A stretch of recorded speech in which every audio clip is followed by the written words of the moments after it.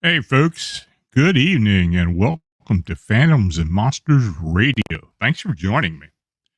Now, I want to welcome all new listeners and members to the channel, as well as first timers in the chat. So, tonight, we're going to be talking about near-death experiences and a few other aspects of this phenomena. Near-death experience is an extreme personal experience associated with death or impending death. The great majority of these experiences are positive and may encompass detachment from the body, feelings of levitation, total serenity, security, warmth, joy, review of major life events and presence of life, and sometimes seeing dead relatives. Now, when it's negative, such experiences may include sensations of anguish, distress, avoid, devastation, or seeing frightening scenes. But I also associate the presence of the angel as death, as in the Islamic tradition, as a near-death event. The archangel Azrael metaphorically separates souls from the body using a scythe or sword.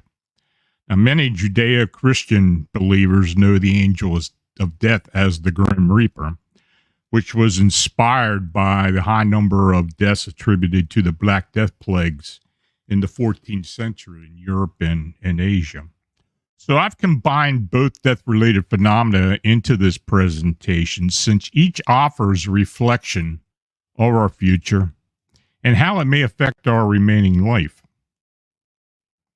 So first of all, I'm going to give you one account here before we go into the intro.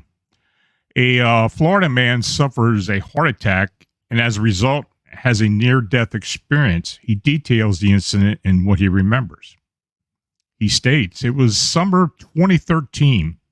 At the time, I was in Titusville, Florida. I was just kind of homeless, house surfing. I was working for this lady doing some cleaning work just to make the rent. So I'm sitting up late at night, and I was unfortunately smoking at the time. I've since quit smoking these cigarettes she was buying, these cigarettes, which actually were terrible. Cigarettes are terrible anyway. I had this chest pain. I'm going, oh my God, no, I don't want to do this. It was just this pressure on my chest. I called 911 myself. It's around 2 or 3 in the morning. The ambulance came fairly quickly, and the ambulance, the fire truck. They all came into the house and checked me. They heard me out, checked my numbers, and they said I was okay, but I was still scared. I said, man, I had this chest pain. So they looked at me. They were all looking down at me while I was sitting in this recliner going, what do you want to do? I said, I'll go to the hospital. I just don't feel right. So they took me to the hospital. I'm in the ER, rushed me to the hospital in the ambulance. I was lying in there and my heart stopped. They said later that I was dead for like 30 seconds, but I remember vividly looking down and seeing all the doctors and all the staff. Suddenly, everyone descended. I don't remember what I heard exactly, code blue, whatever, but there were probably 15 or so people around my gurney in the ER. And they were doing whatever you call it, on your chest to get me going again, the paddles. I had died. There are stories a lot of people have talked about near death, but this happened to me, and I ended up fully conscious within a few minutes after getting me stabilized. They later placed a stench from my crotch up into my lower anterior artery, but I had died, and I saw this happening, and yeah, that's creepy. It's not like going through a dark tunnel or seeing scary shapeshifters, but that was scary enough. I'm not afraid of death as a result.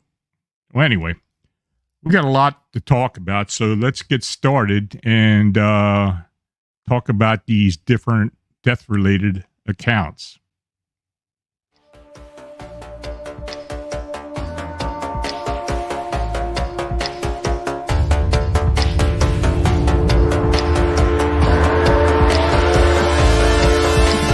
We live in a reality reality of phantoms and monsters. They exist among us, and sometimes they win. Even the devil was an angel once.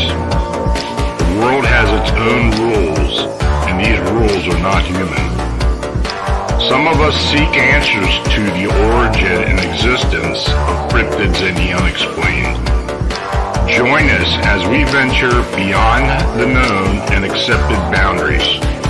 Welcome to our nightmare. I think you're going to like it.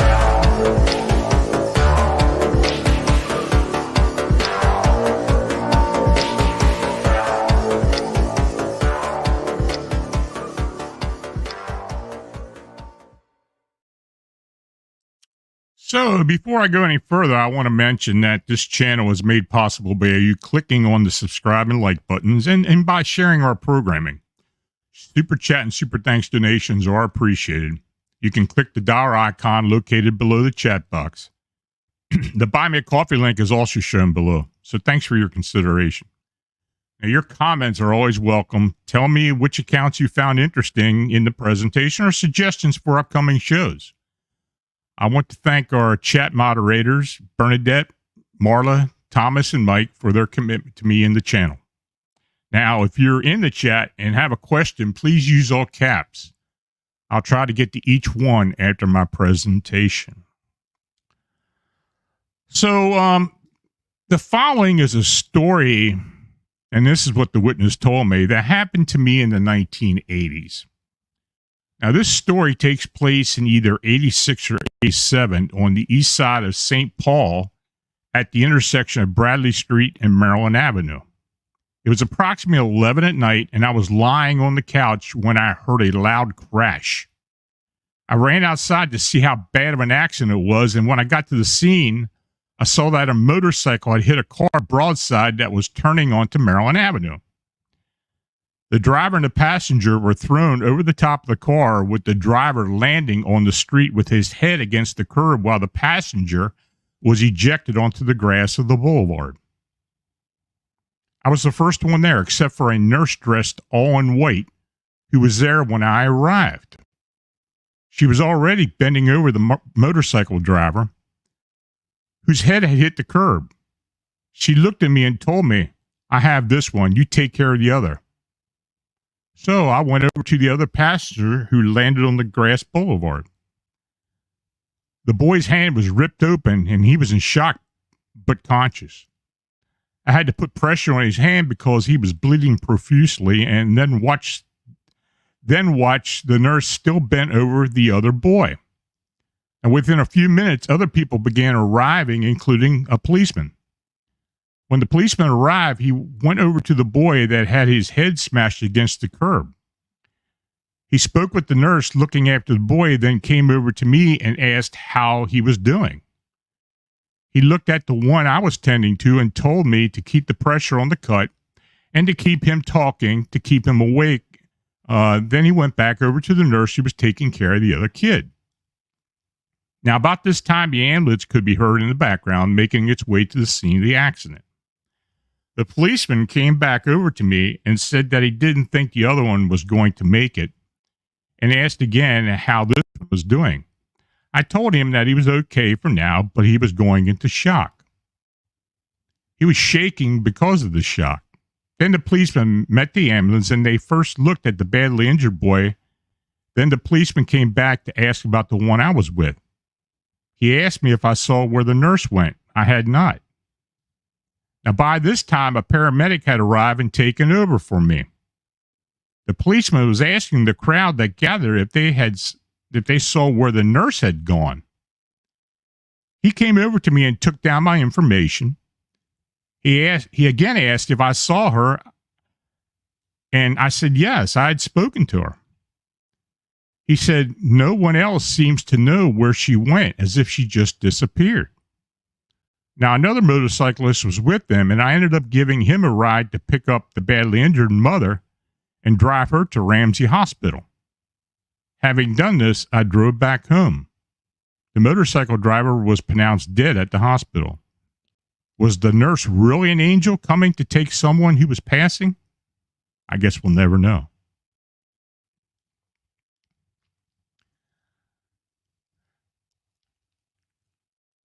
In this next account, I don't know if the writer or if others have received the same correspondence, but the woman's name won't be revealed at this time. So I'll just refer to her as E. She writes, "Hi, I'm writing to you because I believe that you can understand what I experienced. My accident occurred in 2016. I was driving an older car near my home one early morning. For some unknown reason, I lost control of the vehicle and veered off the road, repeatedly rolling down a sloping embankment. I was being shaken around badly. I remember feeling like I was flying and that I didn't land or descend. Instead, I continued flying. Then I suddenly stopped flying and I was being gently pulled upward. I realized at that point that something was happening and I was not dreaming. I peered at the top of the pine trees and the area between me, the grass, and the area around me. I was able to see better than with my glasses. And when I gazed up to the sky in front of me, I noticed that everything was clear focus. Then I felt the chilly spring air on my skin and the morning sun's warmth. I then looked down at the ground. My head was partially out of the broken driver's side window. I looked down at my upside down car with my body angled, lying on the inside of the car roof. That is when I realized that my astral body had separated from my physical form.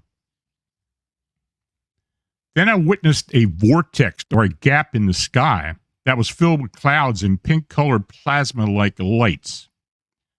The stars were present inside the hole and the shape of the galaxy revolving around.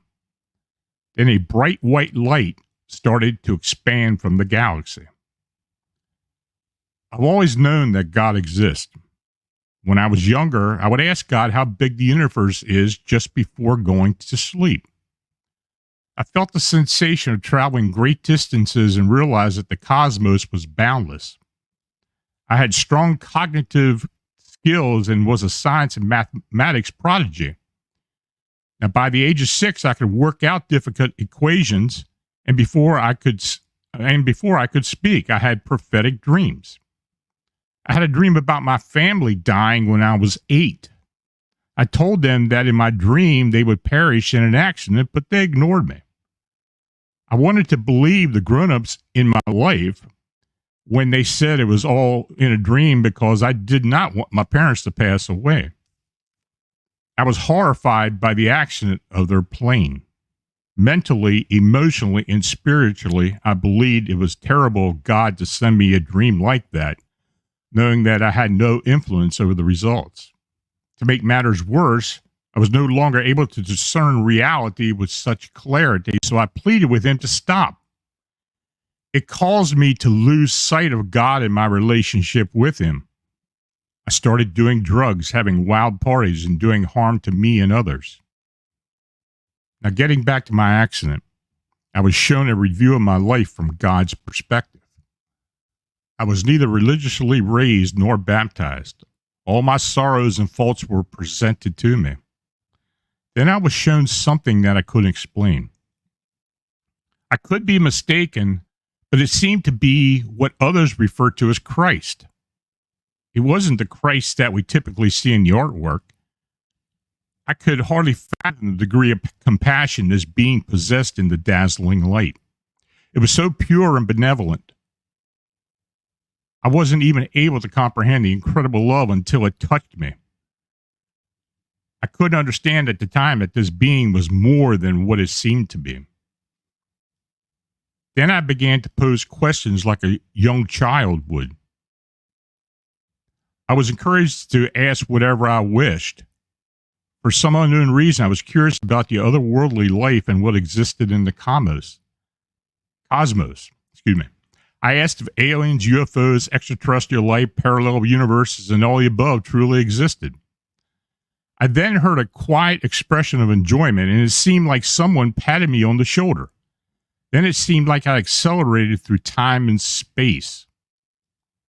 I then realized that I had to go back. I received a message that I needed to accept full responsibility for my life's actions. I hurriedly put myself together as best I could and travel back through the light. I needed to return my body vessel as soon as possible. I was aware that Christ would be there for me from the time forward. I then opened my eyes. I was still alive. My body disagreed with my spirit, which knew everything was okay. I'm aware that my body believed it would die multiple times, but my spirit didn't agree. I felt warmth throughout my entire body. I was stabilized and kept in my body. I was transported to Minneapolis so that an innovative, groundbreaking surgery would set the standard for the new type of bone rebuilding process. I was hospitalized for 5 weeks before being discharged to a nursing home where I would be rehabilitated for 6 months. 9 months later, I was able to start walking, but I needed many years of mental and physical healing and change.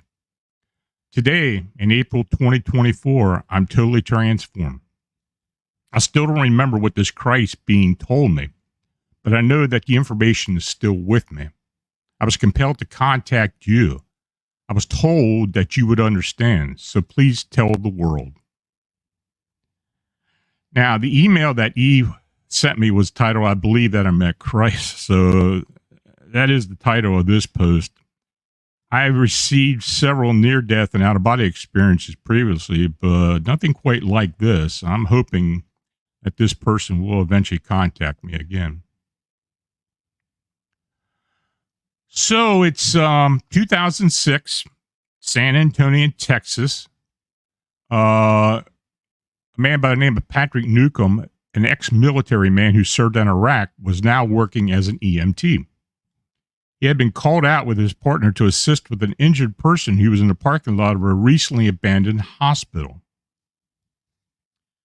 The place had only been abandoned a few months earlier, and the police kept an eye on the place, including having chains on the doors. Now, when Patrick and his partner arrived, they found the doors to the facility wide open. They assumed the victim had crawled inside, and so they ventured inside to find him. The building seemed empty. They made their way down to the basement, which was only an old Civil War hospital morgue. That was once an old Civil War hospital morgue. In there, they found bodies in body bags laid out on various gurneys, which they found to be bizarre since the building was abandoned, and there shouldn't have been any bodies there at all. Suddenly, there was somebody standing there in the door. That's what Patrick stated. He described him as 8 feet tall, dark cloaked with no face, completely blank white. Patrick could only describe it as the Grim Reaper. He claims he felt a fear on a level beyond what he could explain. Him and his partner immediately rushed out of the building. They called dispatch to tell the police that there had been a break-in in the hospital. They did not mention what they saw. And Patrick and his partner vowed never to talk about it. So later, Patrick heard the police arrive and found the place quiet. The padlocks and chains were still on the doors and there was nobody around. For weeks, Patrick was very careful. He thought the Grim Reaper was coming for him, but soon after, he quit. So he's now a supervisor at a construction industry. Now, this next account actually came from a reader who relates her experience with the death of her pet, where she believes the event opened a portal through a mirror into the other side. But she still has lots of questions. I've decided to do a spiritual cleansing and then paint a life-size angel on the mirror. Our last border collie, Bobby, is dying. Until just a couple of days ago, cancer hardly seemed to slow him down at all, but now it seems clear that his time is running out. Once discovered, the vet informed us that there were no options, and thankfully there was no pain. My husband and I had that discussion. The one where you decide that tomorrow's the day you'll take your loyal friend for one last vet visit. It's a hard day for us, especially hard because we lost Bobby's sister, Deirdre, just a couple months earlier. What started as a confining myself to his bed had become a comatose state of early evening. He is breathing regularly, but is now unresponsive. As the night continues, we know we made the right decision. In my heart, I'm hoping that he'll pass quietly in this state without the trauma of the vet visit.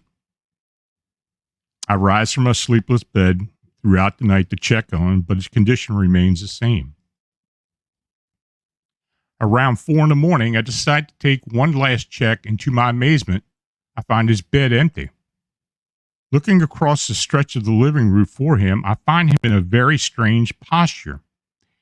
He's sitting at attention on one of the sofas, a place he has never sat before, ever. With a look of rapt attention on his face, he is staring wide-eyed across the room at an overly large mirror propped against the wall. I feel as though I protruded on a sacred moment, and I wonder if Deirdre had come to get him. He looks fine, better than fine. He looks better than he had for days. I stand here for a full minute or so, and he never looks in my direction. I feel like I shouldn't be seeing this, and I decide not to disturb him. Confused and wondering what tomorrow will bring, I return to my bed, where I finally fall into a deep sleep. In the morning, we discovered that he had indeed passed over. The trouble begins almost immediately. One of our 2 small rescues, Daisy, is suddenly acting out in ways we never had seen before. Suddenly, her head is on a swivel, and she's begun to see things in the house that no one else is seeing. It's as if something unseen is going out of its way to make her crazy. Once she sees this something, she reacts by barking and growling as she follows it across the room and even up and down the walls with her eyes. This is happening multiple times every day, and no amount of reassurance will calm her down. Sometimes she will walk toward the mirror, slunk down, and just stare. It begins to get very unnerving. I notice changes in the house, too. I begin to feel a heaviness that I hadn't been there before, and I tell myself that I'm just creeping myself out. I tell myself that the occasional thumps and bangs I hear coming from the upstairs are just the cat, but I can't lose the sense of presence. I find that I don't like walking past the mirror. I keep remembering how transfixed Bobby was by it.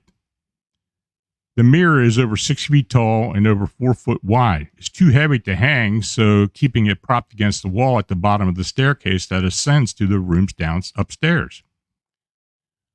We bought it new at a furniture store, so it has no history other than this house, unless you count the thousands of furniture shoppers who probably passed by it in the store. I'm trying to understand why my own dogs, if in fact they're somehow visiting from the other side, would make me feel so awful. Why they would bring this heaviness. Not knowing what to do about it, I tried to put it out of my mind and carry on until the night that changed everything. My friend Chris and her dog Max often spent the weekend and have done for years. Max knows every smell, every nook and cranny, every sound this house makes, just like it's his own. He's also one of those Zen dogs who rarely barks or makes a fuss. This night, however, is different. Suddenly, in the middle of the night, Max explodes into hysterical barking at the staircase that the mirror reflects. He is ballistic and inconsolable. Chris is terrified. She's never seen him do anything like this before. She says he was staring at the staircase, all the hair on his hackles raised and barking and growling. There is not a whole lot more sleeping tonight. Now I know I must do something. Now I know that my own dog and my own instincts are correct, and I have to take action. I can't move this mirror. That's out of the question. Cover it? That would make it even cheaper. I wonder how many years of bad luck might result from shattering approximately 24 square foot of mirror. I wonder if painting it would work as well as covering it with some enormous black cloth. I wonder a lot of things and feel crazier with each thought. I contact a few spiritual healers online to learn how to do a do-it-yourself house cleaning. Most of them don't want to give me the time of day. Finally, I got a gracious and detailed email from a well-known figure in the spiritual paranormal world. I decided to do a spiritual cleansing and then paint a life-size angel on the mirror. I want to paint an image of peace and protection, but I've decided if the entities are using the mirror to pass in and out, I don't want to trap them on this side until after the cleansing is complete. I want them to be able to at least squeeze back into the mirror.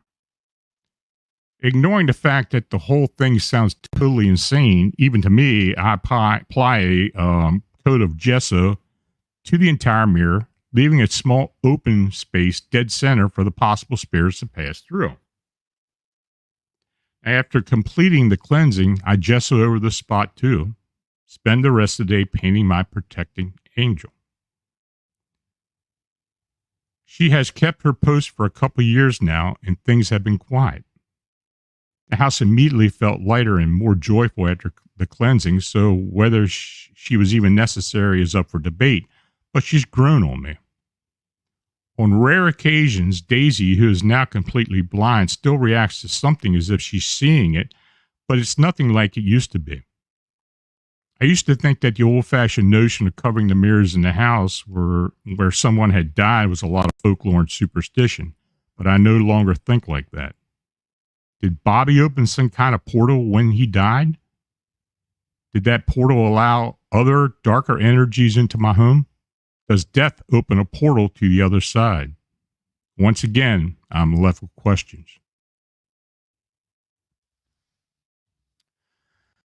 So this next account, a couple of years back, she had to go into the hospital for what they call simple surgery, but it wasn't. Gallbladder or something like that. Well, she had basically died for over 45 minutes. Lost all the blood. She just recently got her own blood back because it takes a couple of years to remake it, I guess. Well, I found this out afterwards. She was telling me about what had happened. I just found out today that during the surgery, she was looking down on something and it was somebody being operated on. And she said that she didn't realize that was her. Not right away, but then she looked down and said, "Oh my word, that's me," or something to that effect. She said that she went to some kind of room or something somewhere. I think she believed she was in a wheelchair and there was some other fellow in there. He was in a wheelchair also, and she was talking about with him about other stuff and whatever. I don't know, whatever you do when when you're not there. And he said something about her not dying yet. You've got plenty of time left. She was talking to him, and he just kind of went away, just rolled away, or whatever it is that they do into rehabilitation afterwards. They get the daily paper and stuff there for when you're reading the paper.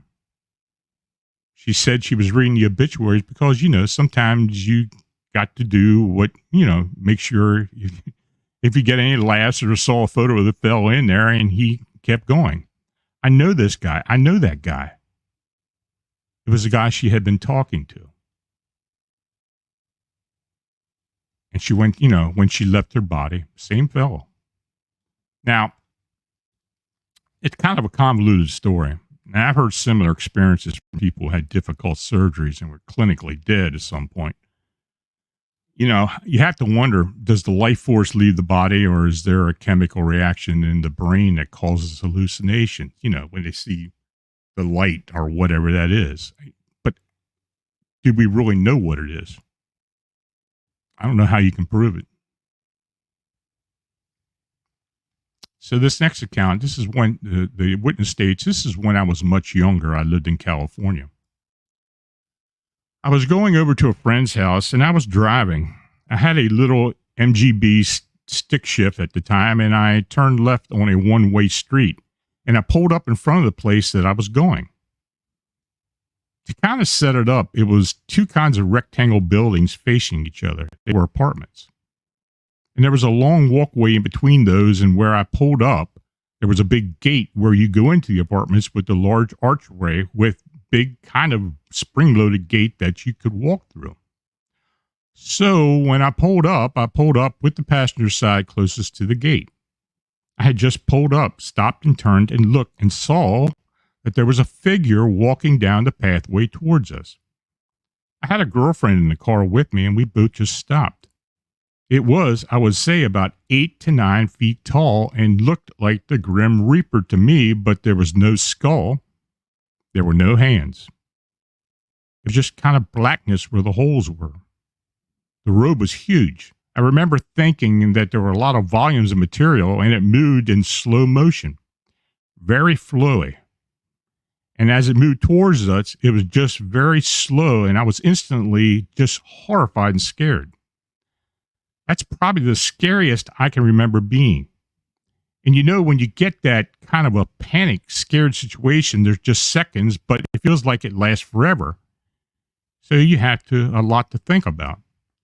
So I remember my friend yelling at me, "Go." So I jammed the car into gear and we put the gas on it. I don't know. You have to kind of know how to drive a stick, but you have that emergency brake on, you know, if you press the gas, the car will kind of hunker down and it won't go.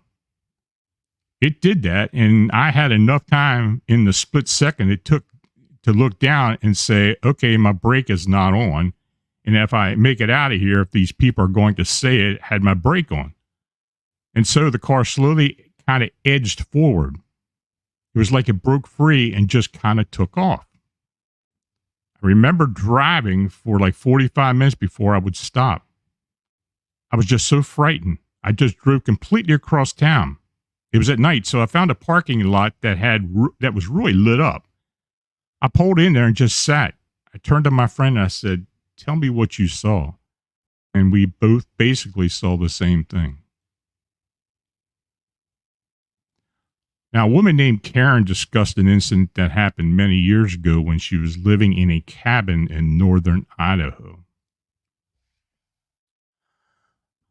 I was living in a cabin up in the woods, and one night around 2:30 in the morning, I woke up, and there at the front of my bed are 3 aliens. They came over to my bed, and I couldn't move. I could not get up. I tried 2 or 3 times to get up. I could move my head, though, and they inserted something into my left ear, and it was like a hornet buzzing. It was very annoying, but not painful, just annoying. And then my vision changes into a kaleidoscope of colors of green and white, and the colors were swirling. I don't know how long this lasted, but the buzzing quit right after that started. And then the next morning at 6 a.m., about 6 or 6:30 a.m., I wake up, and it's like I'm just thrust into my body with force or something. I can't explain it, but the next day or two, I started bumping into walls. My blood pressure went high, and I always had low blood pressure before that. This continued for 8 months, and then I worked at a casino, and I was on my day off, and the first day I was sick. I was so tired I could hardly move. The second day I thought I would take a shower. I got out, and I was drying off, felt something ting behind my left ear. So I hurriedly threw on my sweatshirt, jeans, and no shoes. I ran to the neighbors. By the time I knocked on her door, I was screaming in pain. They rushed me to the hospital in Spokane, Washington. They told my kids I wouldn't make it through the night. And I made it 3 days. I was in a coma for 3 days, and then I woke up.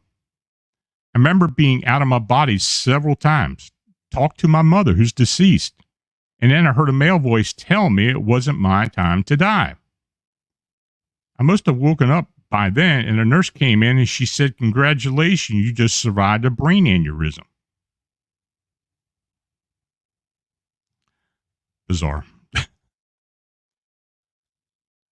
So this next witness states, "I'm a doctor. I'm 67 years old.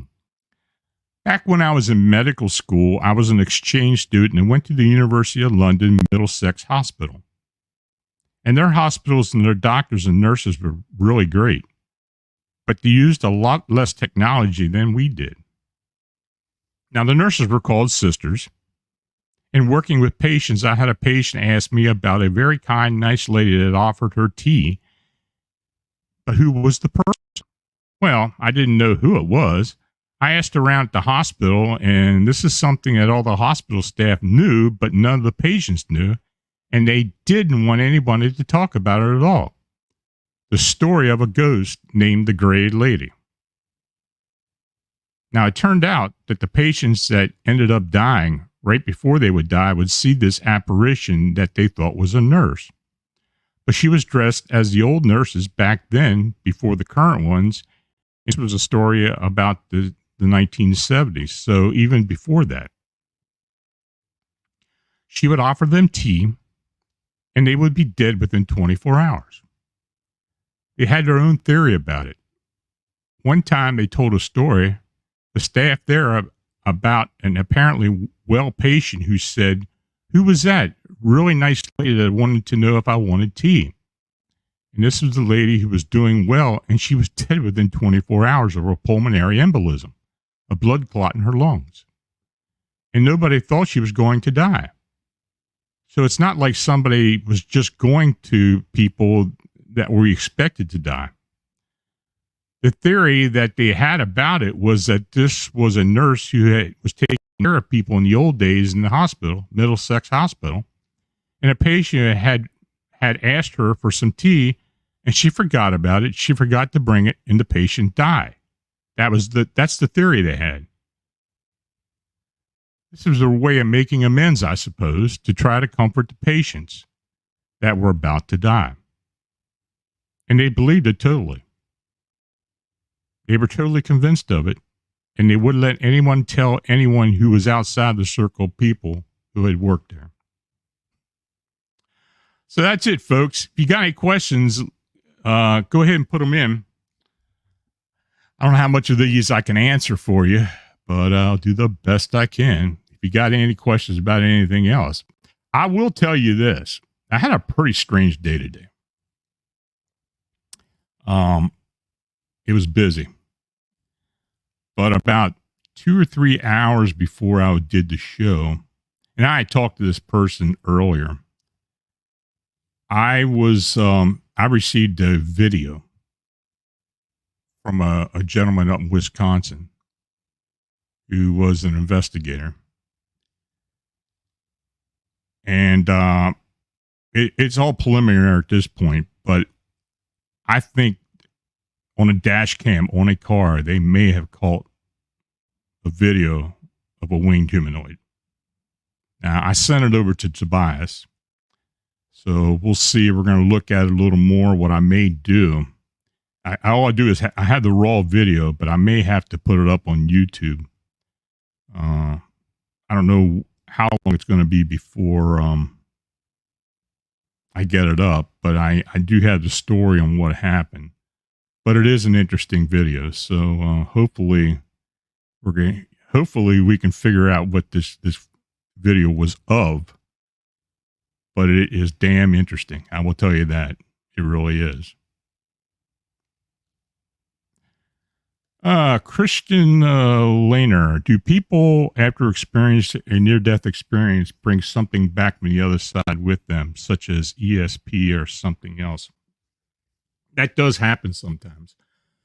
You've heard of people that have a near-death experience or had died for a certain amount of time and brought back, that they're able to speak another language, or they have some type of knowledge that they hadn't had before.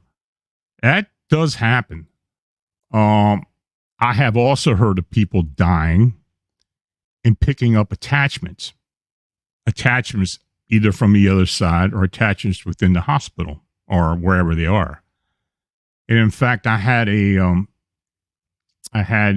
case with a woman who had a near-death experience. And from all indications, the reason why she picked up an attachment, she picked up a malevolent entity in the hospital that I believe it does happen in nursing homes as well. And I have talked to a lot of people who work in nursing homes and hospices as well who have had something very similar to that occur. So, yeah, I think they probably can bring things back from the other side, but they can also bring, have things attached to them when they're in that state of death. I don't know what precipitates that, but it does happen. Taylor Bible, any not deer stories from Oklahoma? I may have one or two, but offhand, I don't remember. I have some pretty strange stories out of Oklahoma, but I had to dig them up. But as far as not deer, I don't know. Where in Wisconsin, Christian Laner? Florence County. That's all I know right now.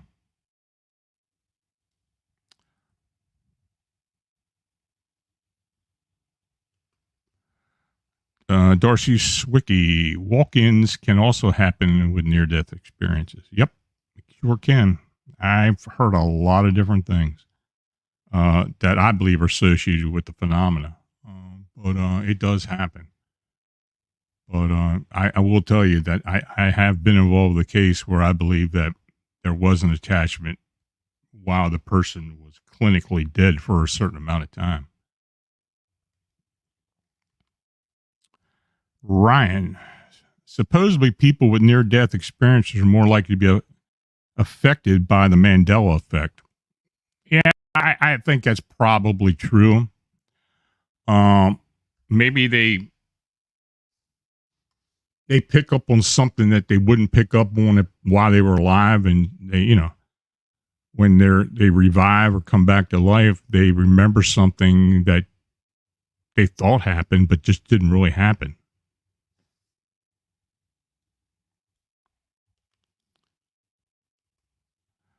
AAO, Lon, I wanted to tell you my husband was going through Brownsville, Texas, and saw a humanoid so big was struggling to stay in the air. Well, if he doesn't mind, please send it to me. Lon Strickler, famsandmonsters.com. I would love to read it and talk about it. He said it looked like Jeepers Creepers. Well, that's something we have received from witnesses who have stated that's what it reminded them of. So that's not unusual, but yeah. Can Squatch, is Grim Reaper a corporeal being? Some people say they think it is. Some people say it's just the angel of death. The Grim Reaper, that whole thing didn't really, like I said earlier, that whole thing didn't really start until the 14th century when people, and I don't know if it because of the plague or being sick, that they were seeing these beings coming to retrieve them when they died. So I don't know. It could be a corporeal being, but I'm really not sure. Now, I have run into stories where people are dressed up as a Grim Reaper and scare the hell out of people, especially in cemeteries. But other than that, I don't know. Nancy Malcolm, do those experiencing ET abductions have any NDA during those abductions? I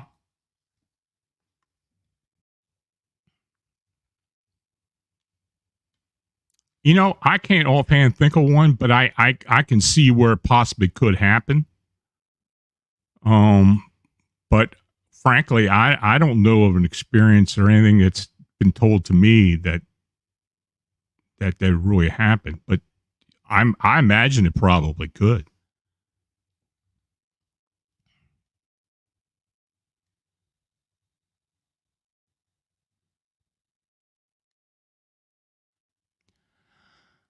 Nancy also says, I think an angel comes to us, spirits and dead humans past soul eaters. Yeah, the whole soul eater thing, that's a story in itself. I might have to do something about that. I do have a couple of soul eater stories I've received over the years. AAO, I have seen the Hat Man, and he almost killed me. He snatched me out of my body, and it fell to the ground. My on fire. My soul was burning, and so was my body, like being peeled out of your skin. It was painful. Well, that's interesting. If you want to write about it and send it to me, I'd be more than willing to read it.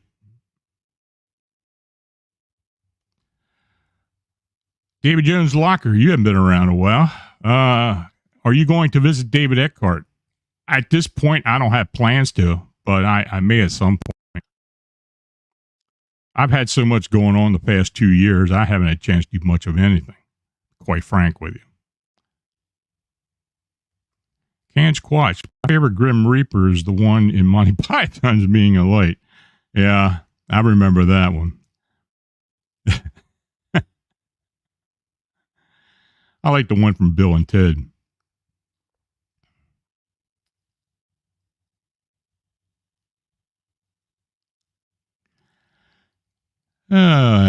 Let's see. I want to thank Nancy Malcolm for her donation. Very much appreciated.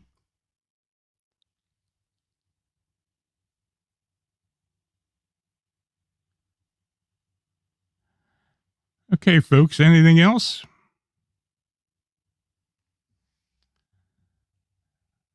Okay, well, I'm going to thank you all for coming and for watching and chatting. If you donate, it's truly appreciated. Your support's what makes all this possible. So please like, subscribe, and share. And if you have, have comments, please put them in the comment section below, and I'll definitely read them. If you have a sighting or encounter report that you'd like to be considered for the show or for the blog, just send it to LonStricklerPhantomsandMonsters.com. So I don't know what we're going to talk about next week, but we'll see what we can do. Ryan just gifted a membership. Thank you, Ryan. It's very much appreciated. Somebody will appreciate that. I appreciate that. So until we meet again, folks, next Friday, you take care. You have a nice weekend and week, and I'll see you then. Good night.